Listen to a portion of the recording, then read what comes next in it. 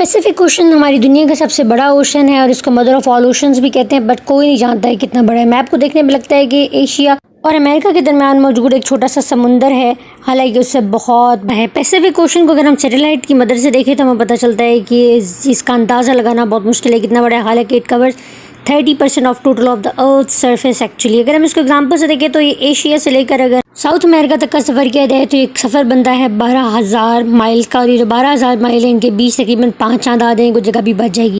मिसाल के तौर पर अगर हम Asia, Africa, Europe, north and south America, Australia और इवन अंटार्कटिका को भी अगर इसके अंदर डाल दें तब भी पैसिफिक ओशन उन सबसे बड़ा है। इन सब कुछ में डालने के बाद भी 10% जगह खाली बच जाएगी। हमारी ज़मीन का 46% वाटर की जो सरफेस है वो इसने घेरी हुई है। इस पैसिफिक ओशन के अंदर दुनिया के सारे ओशन से ज़्यादा पानी है, इसलिए इसको मदर ऑफ ऑल वाटर्स भी कहा जाता है। डीपेस्ट प्लेस ऑफ वाटर भी इसी के अंदर है। इसमें 3 ट्रेंचेस आती हैं, टोंगा ट्रेंच, फिलीपींस ट्रेंच और मरियाना ट्रेंच। मरियाना ट्रेंच दुनिया की सबसे गहरी जगह मानी जाती है। ये इतना गहरा है कि अगर आप इसके अंदर एक माउंट एवरेस्ट, 2 बुर्ज खलीफा और 1.5 आईफल टावर डाल दें तब भी इसके अंदर जगह बच जाएगी। मरियाना ट्रेंच को दुनिया की गहरी तरीन जगह कहा जाता है। ये ओशन अपने अंदर महादरी की बड़ी दास्तानें लिए हुए है। सदियों पहले यहाँ पे पोलिनेशियंस ने एक सादा लकड़ी की कश्ती से उसको पार किया था।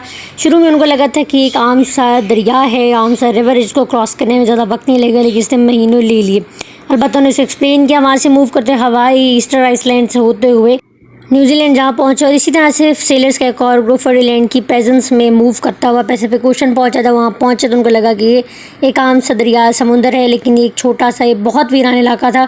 यहाँ से मूव करते हुए ईस्टर आइलैंड, हवाई और पूरी दुनिया का चक्कर काटते हुए एशिया तक जा पहुँचे थे। रास्ते में इतना तवील रास्ता था कि यहाँ पर कोई आबादी नहीं थी, जिसकी वजह से बहुत सारे लोग फूड की डेफिशिएंसी की वजह से मर गए और कुछ लोग स्कर्वी जैसी डिजीज़ से 2-4 हो गए।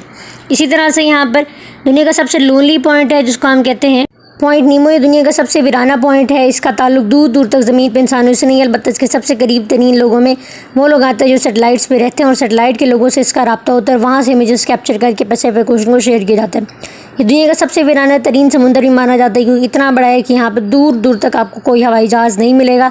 आबादी का यहाँ तक दूर दूर तक कोई लेना देना नहीं है। अलबत्ता अगर आप नेक्स्ट टाइम इसको इतने राज अपने अंदर लिए हुए हैं। Thanks for watching the video, hit the like button, subscribe to the channel. Thank you.